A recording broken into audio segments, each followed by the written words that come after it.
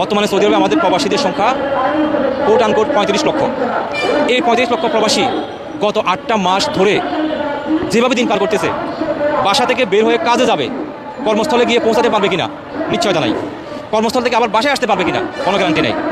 দেশে যে তার পরিবার আছে, স্ত্রী, সন্তান, বাবা, মা, ভাই, বোন, ওরা একটা আতঙ্কের মধ্যে থাকে যে কখন তার নাকি একটা খারাপ সংবাদ আসে। কেন বলছি এই কথা? গত ৮ মাসে ১০০-র অধিক বাংলাদেশি অপহরণ হয়েছে সৌদি আরবে, এবং দুঃখের সাথে বলতে হয় ৩ থেকে ৪ জন প্রবাসী, ৪ জনই হবে, যাদেরকে অপহরণ করে মুক্তিপণের টাকা নেওয়ার পরে মেরে ফেলছে। সৌদি আরবের মতো দেশে এটা ভাবা যায়? এবং কষ্ট লাগে এই কাজটা কারা করতেছে?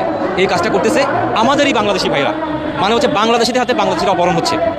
এখন আপনারা তো অনেকে প্রশ্ন করতে পারেন যে সৌদি আরবে অপহরণ হচ্ছে, ওটা তো সৌদি সরকারের, ওই দেশের আইন, ওই দেশের কানুন, ওরা করবে। হ্যাঁ, ওরা করবে, কিন্তু যেহেতু আমার দেশের ৩৫ লক্ষ প্রবাসীর স্বার্থ জড়িয়ে আছে এবং অপরাধীদের সংখ্যা যেহেতু গুটি কয়েক অপরাধী, তাহলে আমাদের উচিত ছিল আমাদের দূতাবাস কনসুলেটগুলো এই অপরাধীদেরকে চিহ্নিত করা, তাদেরকে শনাক্ত করা, সৌদি আরবের প্রশাসনকে তাদের ছবি দিয়ে দেওয়া, ডিটেলস দিয়ে দেওয়া যে এরা এই কাজগুলো করতেছে, ওদেরকে ধরে তোমরা আইনের মুখোমুখি করো।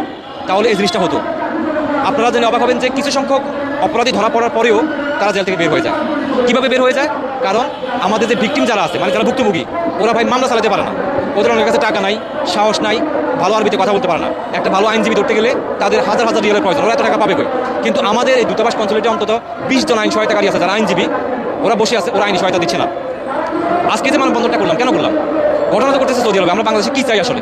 আমরা বাংলাদেশে ওইটা চাই, 100 জন প্রবাসী, 100 জনের বেশি প্রবাসী অপহরণ হলো, 3-4 জন প্রবাসী মারা গেল, এখন পর্যন্ত বাংলাদেশ দূতাবাস, বাংলাদেশ কনসুলেট আনুষ্ঠানিকভাবে সৌদি আরবে অপহরণ হচ্ছে এটা স্বীকার করতেই তারা রাজি না।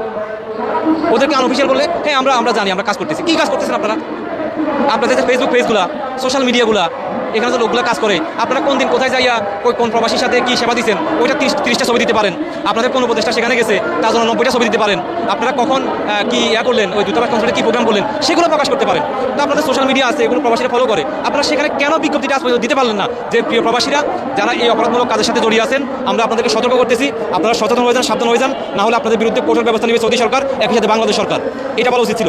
এবং যারা 35 লক্ষ প্রবাসীকে আশ্বাস দেওয়া দরকার ছিল যে আমরা আপনাদের সাথে আছি, আমরা আপনাদেরকে আইনি সহায়তা দিব, আপনারা আমাদের কাছে আসেন, আমাদের কাছে অভিযোগ করেন, আমরা ব্যবস্থা নিব। এই কথাগুলো তারা বলতে পারতো না, কিন্তু তারা বলেনি। আমাদের উপদেষ্টা আসিফ নজরুল, তিনি গত 8 মাসে 2 বার সৌদি আরবে গেছেন। উনি সৌদি আরবে গিয়ে সেখান থেকে খবর পাইছেন, দেশে এসে উনি হেসে বলতেছেন সৌদি আরবে অপহরণ হচ্ছে, আমরা সেখানে গিয়ে খবর পেয়েছি। এখানে 2টা জেলার লোক খুব জড়িত, সিলেট এবং কুমিল্লা, মানে এটা বলে তিনি একটা জেলাভিত্তিক বিভক্তিও করলেন। উনি বলা উচিত ছিল যে সৌদি আরবে এটা জেনে আসছি, আমরা আজকে নির্দেশনা দিয়ে দিচ্ছি, এখন থেকে এইভাবে কাজ হবে। ওইটা না বলে উনি ওনার মতো একটা দায়সারা বক্তব্য দিয়ে উনি ওনার দায়িত্ব পালন করলেন। এই যে একটু আগে আপনারা একজনের কথা শুনছিলেন, মহসিন নামে একজনকে অপহরণ করে তাকে মেরে ফেলছে।